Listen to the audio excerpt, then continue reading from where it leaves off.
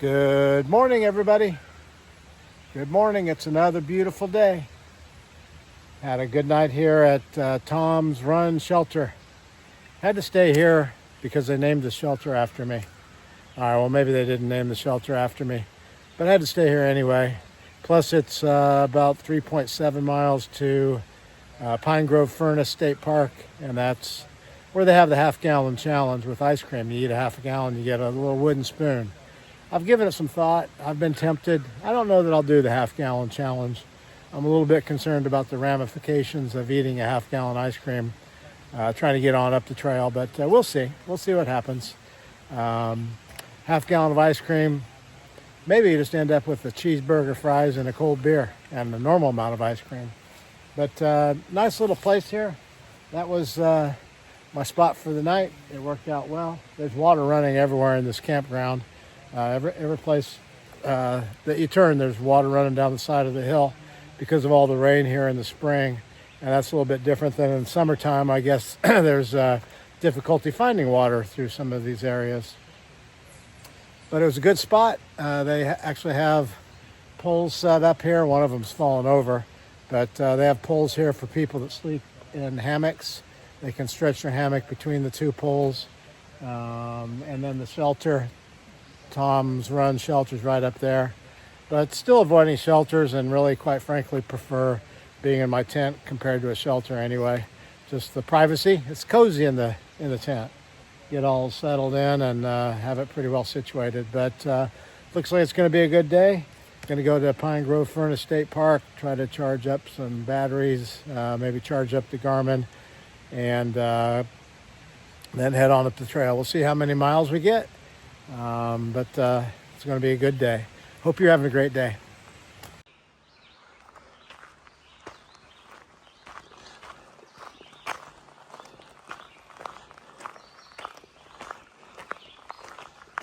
Okay, everybody, check this out.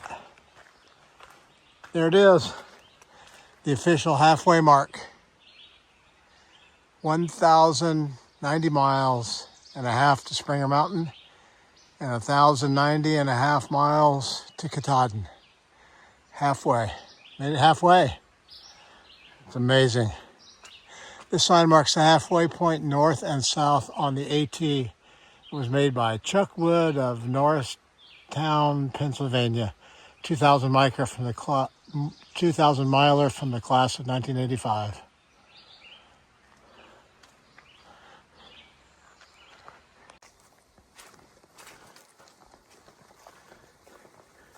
The abundance of water continues here on the trail. But I just wanted to talk briefly about that sign that I just passed, which was the official halfway point on the Appalachian Trail. It said 1,090 to Katahdin and 1,090 to Springer Mountain. Well, the mileage of the Appalachian Trail changes based on the route of the trail at the current and given time. My Far Out app says that I'm at mile 1,102 right now. So obviously the mileage is off a little bit from what the sign indicated. But let's just say it's the halfway point on the Appalachian Trail, because someone put that beautiful sign up there to say that it was. But right now I'm at mile 1102. And that's a pretty cool sign back there. Quite an accomplishment for anybody that can make it 1,100 miles on a trail with a backpack on their back. I'm astonished when I stop and think about it myself. But typically I'm not thinking about that. I'm thinking about the things that, how far is it to the next water? How much food do I have in my pack? When do I need to resupply? Where do I think that I'm heading for today to set up camp? And of course, trying to watch footing so that I don't get hurt. And my brother sent me a message through the Garmin, one of my brothers, couple days ago, he was watching some other hikers up ahead of me. Actually, it was the six-pack hikers, the family of six that I met a while back, and they are quite a ways ahead of me now because that family scoots right along. But evidently, they saw like 20 snakes in Pennsylvania. I'm in Pennsylvania.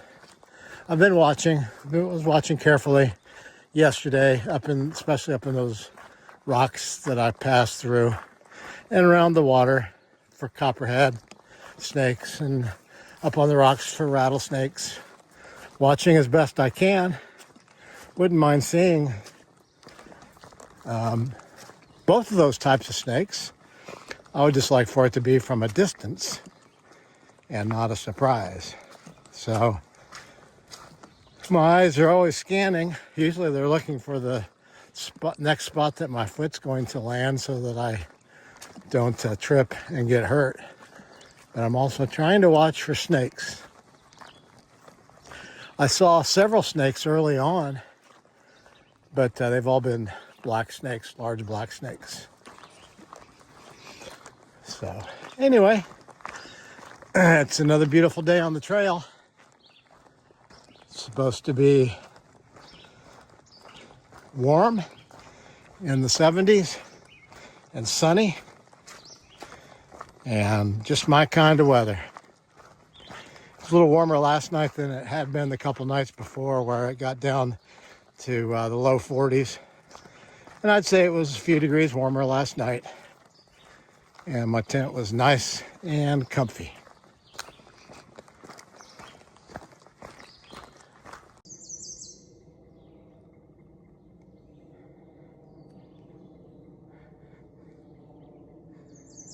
Wanted to show you this trail. Imagine how overgrown it would be if it weren't for the trail maintainers. What a great job. They've got this vegetation knocked back where there's a 4 or 5 foot wide path through here. I'm so concerned about ticks and poison ivy that it makes my hiking much more enjoyable. So thanks again to everyone that does this on any trail, anywhere, because someone is enjoying the benefits of your hard work like I am today for whoever cleared all this out. This was a lot of work. And it would be totally overgrown in no time, wouldn't it? If it hadn't been done.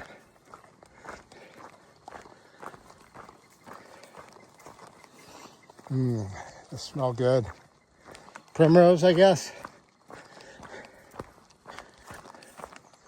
Sweet perfume.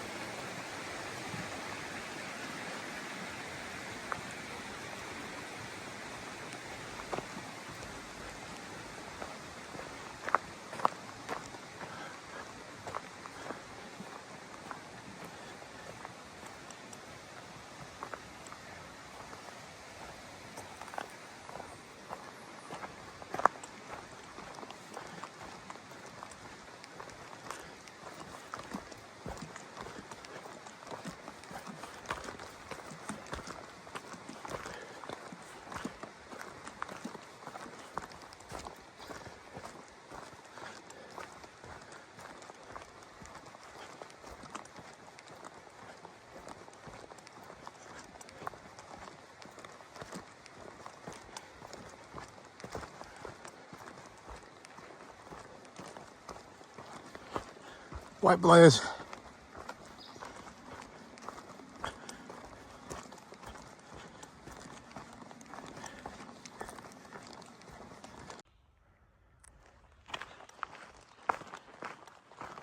Somebody's quite festive.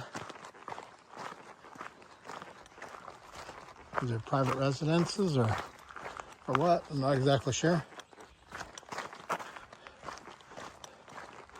American flags flying.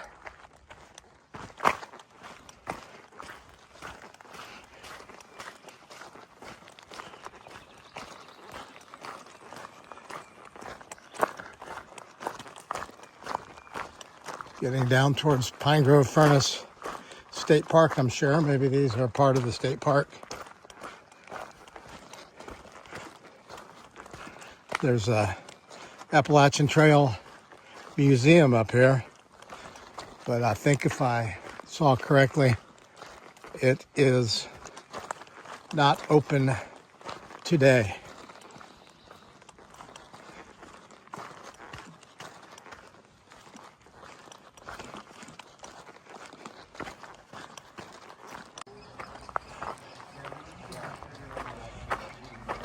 Gang's all here. And no doubt, I'm waiting for that. I think that's what I'm waiting for. Look who we found. Okay, I'm here at the Pine Grove Furnace store. I decided not to do the half-gallon challenge. I did the cheeseburger challenge instead, and it was plenty. But some friends from the last few days and from the stormy night here, they've got the half-gallon challenge started. Yeah. So here we go. Copper Tone and Dragon.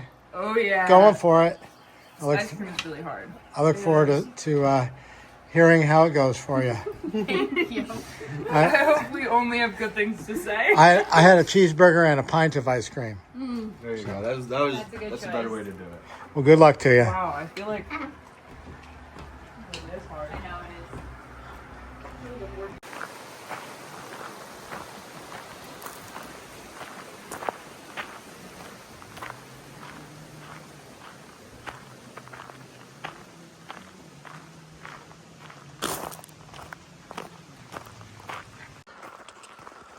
I'm not sure if these are what we call spring peepers or what, but listen to the forest.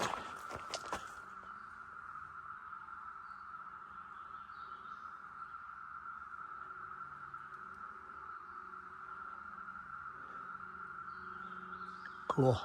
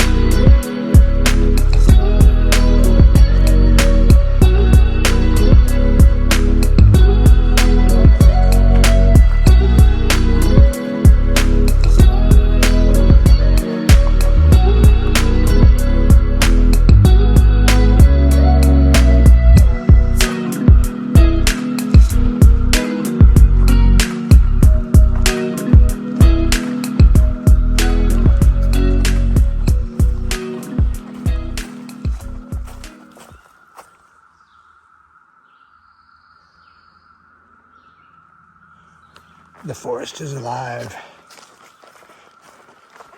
Kind of a cool sound. Almost fell on my face.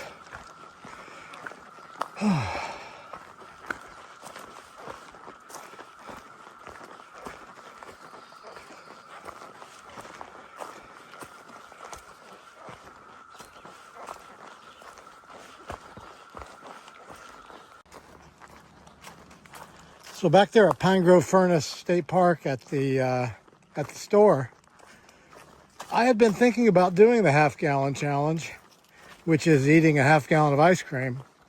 kind of celebrating the halfway point on the Appalachian Trail. But then the more I thought about it, I thought eating a half-gallon of ice cream may not be good for many miles afterwards up the Appalachian Trail. And I want to get as many miles as I can.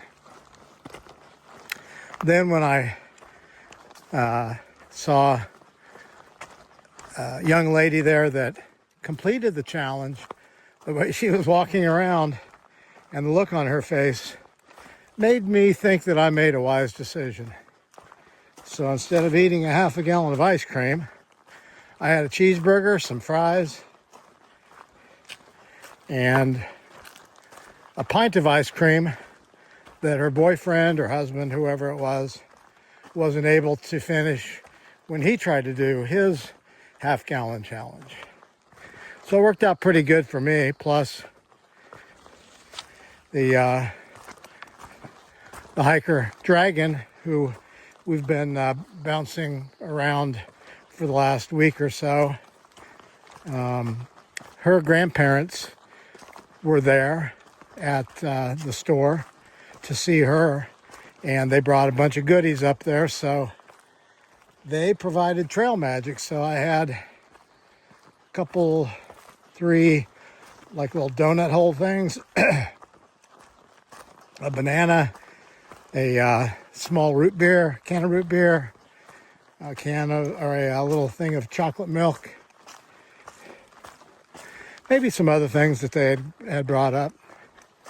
But and I feel just fine. So I think I made a wise decision today, eating a bit more food instead of just ice cream.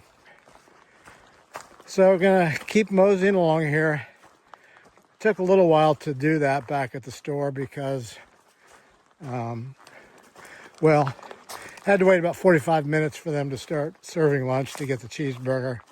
And I was okay with that because my battery banks were both depleted and pretty low.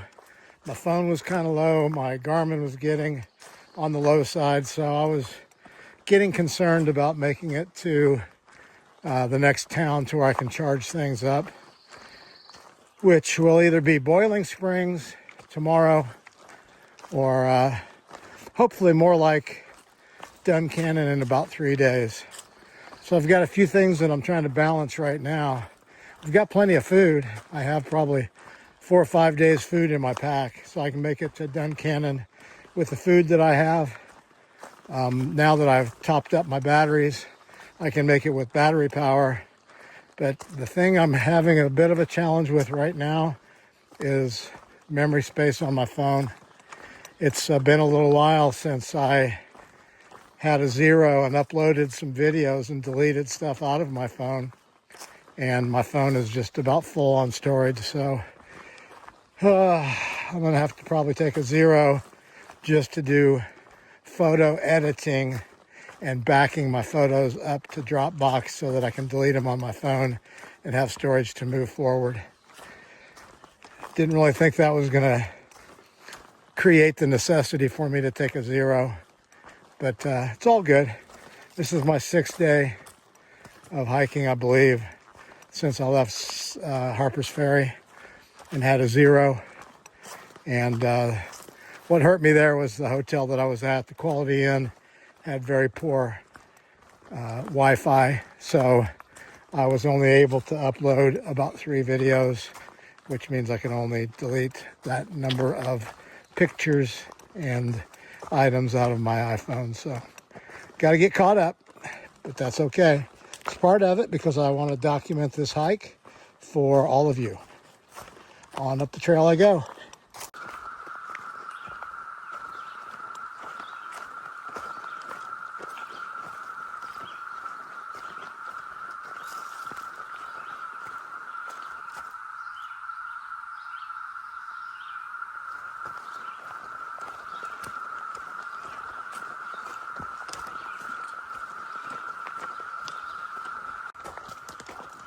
Okay, so I just saw a locust crawling across the path. There were locusts in the trees.